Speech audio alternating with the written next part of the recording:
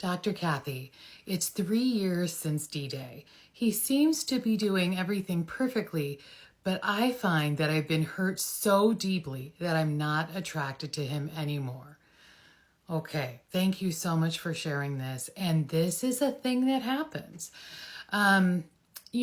Sometimes we find that we have been hurt so profoundly that no matter what we do, we cannot shift out of that space and we cannot reconnect to our partner anymore because we just fundamentally view them so differently that we cannot feel safe enough or good enough to reconnect with them. In fact, this idea is sometimes called attachment ambivalence, where we feel like we are sort of ambivalent, sort of in the middle, sort of numb about reconnecting because we don't exactly want to leave, but we no longer feel attracted to our partner or in love with our partner or desiring of our partner. So we're just stuck in this weird, painful limbo. And that may be what's happening with you.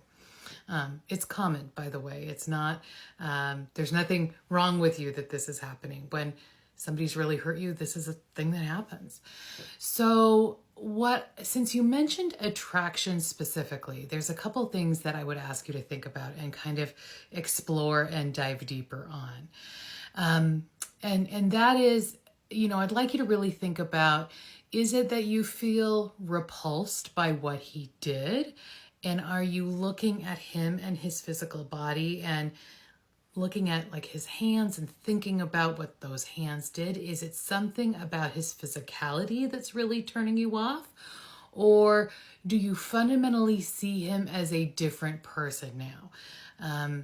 Where before you saw him as maybe a good, loving, gentle person, and now you see him as sort of hurtful, sort of a monster, or sort of this bad guy, bad character who you just can't feel attracted to because he's not who you thought he was. So try to figure out and sit with it a bit and see if you can come up with some ideas about what's the thought behind the feeling that you're having. What's the belief or the idea or the judgment that's behind this, I'm not attracted to him anymore? Because there's something deeper there that I think maybe you can work with a little bit. So try to explore that a bit. And then maybe based on what comes up, try to shift your thinking a little bit. Is there a way to see him or to see it or to see the idea differently? Right? Like we all come up with one idea, one narrative, and if you can come up with another story, that might help you cope. And you can believe two things at the same time, right? You can believe that someone did a very bad thing and they were a bad guy in that moment, and that's not all of them. That's not the totality of their personality, that's just part of them. So there's this painful bad spot, and then there's the rest of them. And maybe you can start to see the rest of them and feel better about it. Ultimately, we want to work on coming up with a narrative that feels better to us, and we want to try to accept their behavior as a function of some injury or illness or pain within them that has nothing to do with us. There's a lot more behind that, but hopefully that gives you something to start with.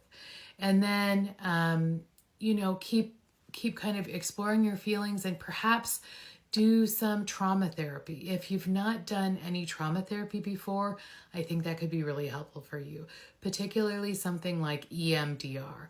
If you need help finding a trauma therapist in your area, you can go to therapyden.com or emdria.org,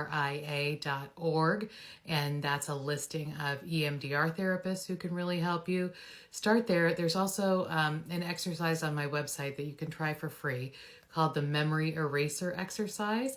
So just go to my website, type in memory eraser in the search box, and that should bring it up for you. All right, hopefully that gives you some stuff to think about. Keep me posted. Big hugs to you.